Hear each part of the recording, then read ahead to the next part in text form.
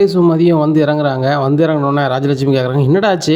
தலையில என்னடா?" அப்படிங்கிறாங்க. "ஒண்ணுமில்லம்மா" அப்படிங்கிறாங்க. "டேய் பெருசா ஏதோ இருந்த மாரி இருக்குது" அப்படிங்கிறாங்க. "ஒண்ணுமில்லம்மா" அப்படிங்கிறாங்க. "டேய் நல்லா சாப்பிடு வைனா கேட்குறியாடா? அதனால தான் நீ தடுமாறி விழுந்துட்டியாடா?" அப்படிங்கிறாங்க. இதை கேட்ட மதி பயங்கரமாக சிரிக்கிறாங்க. மதி சிரிக்க சிரிக்க ரொம்பவே கடுப்பாறாங்க சுரேஷ். "என்னடா ஆச்சு சுரேஷ்? வேறு எதுவும் கதையா?" அப்படிங்கிறாங்க. "ஒண்ணுமில்லம்மா, முதல்ல வீட்டுக்குள்ளே வரேன்" அப்படின்னு சொல்லி வீட்டுக்கு வந்துடுறாங்க. வந்தோடனே, "டேய் மதிட்ட எல்லாம் சொல்லி தானடா கூப்பிட்டு வந்த" அப்படிங்கிறாங்க. "ஏம்மா எல்லாத்தையுமே மாமா சொல்லிட்டாங்க" அப்படிங்கிறாங்க. "டேய் நீ ஒரு முறை சொல்லிடு, இன்னுமே இந்த வீட்டுக்கு பிடிச்ச மாதிரி நடந்துக்கிடணும். எப்படி மலர் இந்த வீட்டுக்கு வந்த மருமக எப்படி நடந்துக்கிறாளோ அதே மாதிரி நடந்துக்கணும். மலர் ஒரு வேலை செய்கிறான்னா அதை மதியும் ஒரு வேலை செய்யணும். ஆளுக்கு பாதியாக செஞ்சு இந்த வீட்டு வேலையை முடிக்கணும்" அப்படிங்கிறாங்க.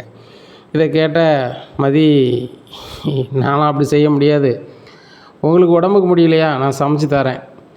மற்றபடி மலருக்கா வேலை செய்கிறாங்கன்னா என்னால் முடிஞ்சதை பண்ணுறேன். நான் வேலைக்கும் போகிறேன். எல்லா வேலையும் நான் செஞ்சிட்ருக்க முடியாது" அப்படிங்கும்போது, "உன்னைய வேலைக்கு யார் போக சொல்கிறா? உன்னைய வேலைக்கே யாரும் போக சொல்லலை. வீட்டில் ஒம்பாட்டில் இரு. ஏன் மலர் படிச்சிருக்கலையா? அவள் வேலைக்கு போகாமல் தானே இருக்கா" அப்படிங்கிறாங்க.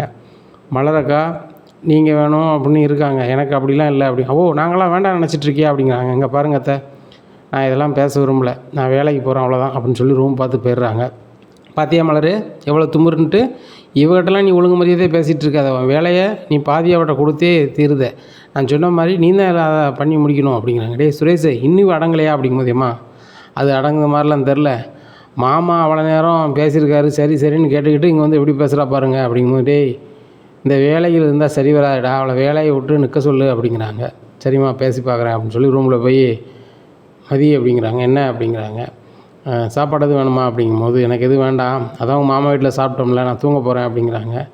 "அதெல்லாம் இருக்கட்டும், எங்கள் வீட்டில் நீ வேலைக்கு போகிறது சுத்தமாக பிடிக்கல" அப்படிங்கிறாங்க. உடனே மதி சொல்கிறாங்க, "எனக்கு கூட நீங்கள் ஸ்டேஷனுக்கு வேலைக்கு போகிறதுக்கு பிடிக்கல, அதனால் நீங்கள் வேலையை விட்டுருவீங்களா?" அப்படிங்கும்போது, "அது எப்படி விடுவேன்? நான் எவ்வளோ ஆசைப்பட்டு இந்த வேலைக்கு போனேன் தெரியுமா? எனக்கு தான் தெரியும்" அப்படிங்கிறேன். "அதே மாதிரி தான் நானும் ரொம்ப ஆசைப்பட்டு தான் இந்த வேலைக்கு போனேன், வாத்தியார் வேலைக்கு போனேன். அதனால் இந்த வேலையெல்லாம் நான் யார் சொல்லி நான் கேட்டு நிப்பாட்ட முடியாது" அப்படிங்கிறாங்க. உடனே, "எங்கள் வீட்டுக்கு சொல்கிறாங்க, அதை நீ கேட்க மாட்டியா?" அப்படிங்கிறாங்க. "இங்கே பாருங்கங்க, நான் யார் சொல்லியும் கேட்க மாட்டேன். நான் வந்து வேலை செஞ்சதுனால உங்களுக்கு என்ன ஒரு சொல்லுங்கள்" அப்படிங்கிறாங்க. "எங்கள் மாமா என்ன சொன்னாங்க? எங்கள் அக்கா வீட்டில் இருந்து ஒழுங்காக பார்த்துக்கிறாங்க, நான் நல்லா இருக்கேன்னு சொன்னாங்க. அதுபோக மலர் நீ வீட்டில் தானே இருக்காங்க, உனக்கு இருக்கிறதுக்கு என்ன செய்யுது" அப்படிங்கும்போது, "அது அவங்கள சார்ந்தது. என்கிட்டலாம் இதெல்லாம் சொல்லாதீங்க, நான் கண்டிப்பாக வேலைக்கு போக தான் செய்வேன்" அப்படின்னு சொல்கிறாங்க. ரொம்பவே கத்திட்டு சுரேஷ் ரொம்ப விட்டு வெளில வர்றாரு. வந்தோடனே, "என்னடாச்சு?" அப்படிங்கும்போது, "எப்பா இவ என்ன சொன்னாலும் கேட்க மாட்டேங்கிறா" அப்படின்னா ராகவன் சொல்கிறாங்க. "டேய் அவள் இந்த வீட்டில் வாழக்கூடிய வழி தெரியல, என் அப்பனுக்கு நான் ஃபோன் பண்ணி பேசுகிறேன்" அப்படின்னோடனே ஃபோன் பண்ணி பேசுகிறாங்க. "மதிய அப்பன் தானே?" அப்படிங்கிறாங்க. "சொல்லுங்கள் சம்மந்தி" அப்படிங்கிறாங்க. "உங்கள் பொண்ணு என்ன நினச்சிட்ருக்கா? எங்களை பாடாப்படுத்திகிட்டு இருக்கா" அப்படிங்கும்போது, "இல்லையே அப்படி பண்ண மாட்டா, என் பொண்ணு சரியாக தான் இருக்கா" அப்படிங்கிறாங்க. "யோவ் நான் என்ன சொல்கிறேன், எங்களுக்கு அவள் வேலை பார்க்குறது பிடிக்கல, வேலைக்கு போடாதுன்னா போதான் செய்வேன்னு சொல்கிறா" அப்படின்னோடனே மதியப்பாவுக்கு சரியான கோபமாயிருது. "இங்கே பாருங்கள், என் பொண்ணு வேலைக்கு போக தான் செய்வாள், யார் சொன்னாலும் கேட்க மாட்டான், சரியா? வேலைக்கு போயுமே என் பொண்ணை நீங்கள் அந்த பாடுபடுத்துகிறீங்க. வேலைக்கு போய் சம்பாதிக்கலன்னா என் பொண்ணை எந்த பாடுபடுத்துவீங்க? என் பொண்ணும் ஒரு காலத்தில் நல்ல நிலைமைக்கு தான் வருவா. இன்னுமே இது சம்மந்தமாக எனக்கு ஃபோன் பண்ணாதேங்க, என் கதையை நானே பார்த்துக்குறேன்ப்பா, நீங்கள் கவலைப்படாதீங்கப்பா" என் மோக சொல்லிட்டா. "என் பிள்ளையை நான் ஆம்பளை பிள்ளை மாதிரி தான் வளர்த்துருக்கேன், என் பிள்ளை எல்லாமே பார்த்துக்கணும், ஃபோனை வைங்க" அப்படிங்கிறாங்க. இதை கேட்ட ராகவனுக்கு சரியான கடுப்பாகுது. "இனி இவன்கிட்ட பேசி பிரயோஜனம் இல்லை" அப்படின்னு சொல்லி தங்கராஜுக்கு கால் பண்ணுறாங்க. தங்கராஜ், "என்ன இவ்வளோ நேரத்துக்கு உங்கள் அப்பா கால் பண்ணுறாரு" அப்படின்னு சொல்லிட்டு, "என்னமாம்மா சொல்லுங்கள்" அப்படிங்கிறாங்க. "மாப்பிள்ள அந்த மதி அடங்கவே மாட்டா போல" அப்படிங்கிறாங்க. "என்னமாம்மா சொல்கிறீங்க" அப்படிங்கிறாங்க. "ஆமாம், வேலைக்கு போக வேண்டான்னு சொல்கிறோம், கேட்க மாட்றா, வேலைக்கு போய் தான் தீருவாங்கிறா" அப்படிங்கும்போது, "ஆமா வேறு ஒன்றும் இல்லை, கரஸ்பாண்ட்ட பேசினேன், இவளை வந்து பெர்மனெண்ட் பண்ணுவோம் வைக்கன்னு சொல்லிக்கிட்டு இருக்காங்க, அதனால தான் அப்படி பேசுகிறா. அப்படி வேலைக்கு மட்டும் போயிட்டான்னு வச்சுக்கோங்க மாமா, சுரேஷோட நிறைய சம்பாதிக்கிறேன், வேணா சுரேஷ் வேணா வீட்டில் இருங்க அப்படின்னு சொன்னாலும் சொல்லுவா" அப்படிங்கிறாங்க. "மாப்பிள்ளை இதெல்லாம் சொல்லியிருப்பான்னு நினைக்கிறேன், சுரேஷ் ரொம்பவே கோவப்பட்டு தான் வெளில வந்திருக்கான், இப்போ என்ன மாப்பிள்ளை பண்ணலாம்" அப்படிங்கிறாங்க. உடனே, "இது ஏதாவது பண்ணி தான் ஆகணுமாம்மா, நான் நாளைக்கு காலையிலே பார்த்துக்கிறேன்" அப்படிங்கிறாங்க. உடனே தங்கராஜுக்கு மறுநாள் காலையில் பிரின்சிபாலை போய் பார்க்காங்க. "சார் வணக்கம்" அப்படிங்கிறாங்க. "ஆமாம் நீங்கள் ஃபோன்லாம் பண்ணிங்களேண்ணே, எதிர்த்தாப்புல வந்திருக்கீங்க" அப்படிங்கிறாங்க.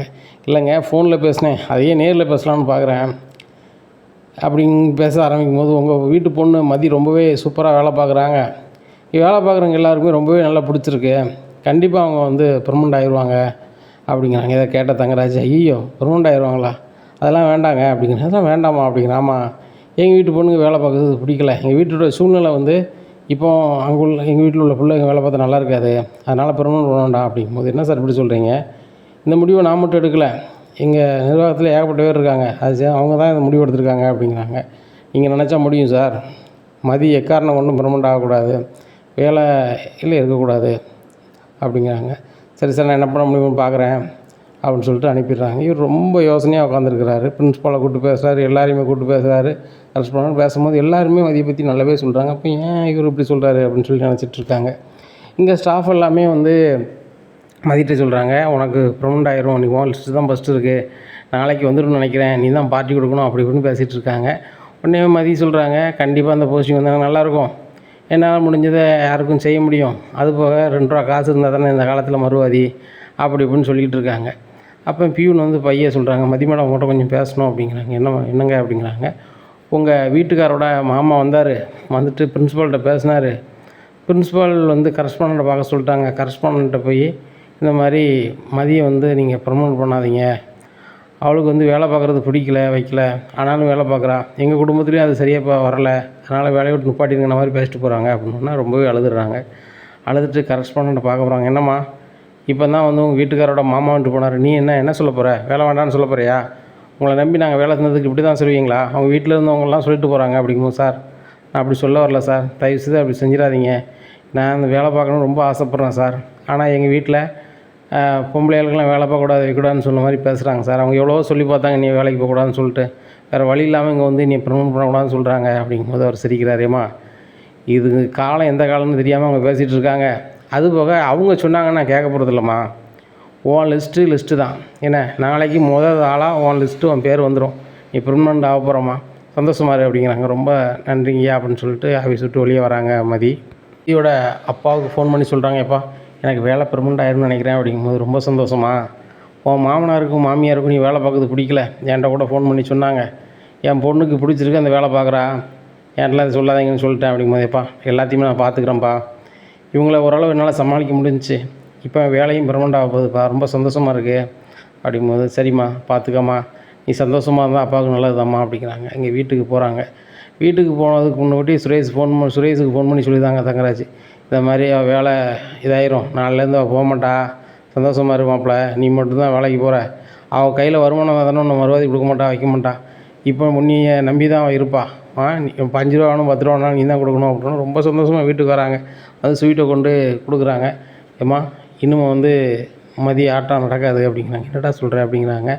ஆமாம், மாமா வந்து அவள் வேலை பார்க்குற இடத்துக்கு போய் சொல்லிட்டாரு, பெர்மனெண்ட் பண்ணக்கூடாது வைக்கக்கூடாதுன்ட்டு அப்படிங்கும்போது, ரொம்ப சந்தோஷம்டா, அவள் வீட்டில் கிடந்து இந்த மலர் மாதிரி வீட்டு வேலை செஞ்சால் தாண்டா நல்லாயிருக்கும், ரொம்ப ஓவராக பண்ணிகிட்டு இருந்தால நடக்கட்டும் அப்படின்ட்டு இருக்காங்க. இங்கே மதியம் வழக்கம் போல் வந்து அவங்களுக்கு தேவையான காஃபியை போடுறாங்க, சமைக்கிறாங்க. 2 ஆளுக்கு மட்டும் சமைக்கிறாங்க, சுரேஷுக்கும் அவங்களுக்கும். என்ன நீ கம்மியாக சமைச்சிருக்க அப்படிங்கிறாங்க ராஜலட்சுமி. எனக்கும் எங்கள் வீட்டுக்காரருக்கும் சமைச்சிருக்கேன், மற்றவங்க எல்லோரும் நல்லா தானே இருக்காங்க, அவங்கவுங்க சமைச்சிக்கிட்டு சொல்லுங்கள், மலரக்கா மாதிரி நான் எல்லாருக்கெல்லாம் சமைக்க முடியாது, எனக்கும் வேலைக்கு போய்ட்டு வர வசதி இருக்கும்ல அப்படிங்கும்போது, தானே வேலைக்கு போகிற துமுறு தானே, இது எத்தனை நாளைக்கு நான் பார்க்குறேன் அப்படின்னு சொல்லிட்டு, எங்க அப்படின்னு சொல்லி ராகவன்ட்டு வந்து பேசுகிறாங்க. மாப்பிள்ளை எனக்கும் ஃபோன் பண்ணார், இன்றைக்கி நைட்டு ஒரு நாள் வேலை பார்க்குற மாதிரி ஃபீல் பண்ணிப்பா, நாளையிலேருந்து தான் வேலை கிடையாது, அதனால் ஒன்றும் பிரச்சனை கிடையாது, பார்த்துக்கலாம் அப்படிங்கிறாங்க. மறுநாள் காலையில் எந்திக்கிறாங்க. மதி எங்கே போகிற, எங்கே கிளம்புற அப்படிங்கிறாங்க ராஜலட்சுமி. வேலைக்கு போகிறேன் அப்படிங்கிறாங்க. வேலை இருந்தால் தானே, காலேஜில் போய் பாரு, பெர்மனெண்ட் லிஸ்ட்டில் உன் பேர் இருக்காது அப்படிங்கிறாங்க. உடனே மதி ரொம்ப சந்தோஷமாக காலேஜுக்கு போகிறாங்க. அவங்க பேர் முதல் பேராக இருக்குது. இதை பார்த்துட்டு சுரேஷுக்கு கால் பண்ணுறாங்க. ஏங்க அப்படிங்கிறாங்க. கொஞ்சம் காலேஜ் வரைக்கும் வந்துட்டு போங்க அப்படிங்கிறாங்க. காலேஜுக்கா எதுக்கு அப்படிங்கிறாங்க. எனக்கு கூப்பிட்றதுக்கு அப்படிங்கிறாங்க. உடனே தங்கராஜ் ஃபோன் பண்ணி கேட்குறாங்க, மாமா இந்த மாதிரி ஃபோன் பண்ணி வர சொல்கிறா அப்படிங்க. மாப்பிள்ள போய் கூப்பிட்டு வா, வேலை அவ்வளோதான் முடிஞ்சு போச்சு, பெர்மனெண்ட் லிஸ்ட்டில் பேர் வந்திருக்காது, அதனால் ரொம்ப ஃபீல் பண்ணிவிட்டு இனிமேல் வேலை அவ்வளோதான் போச்சு அப்படின்னு சொல்லி இன்னுமையாவது அவங்கள்ட்ட அடங்கியிருக்கலாம்னு நினைக்கிறேன்.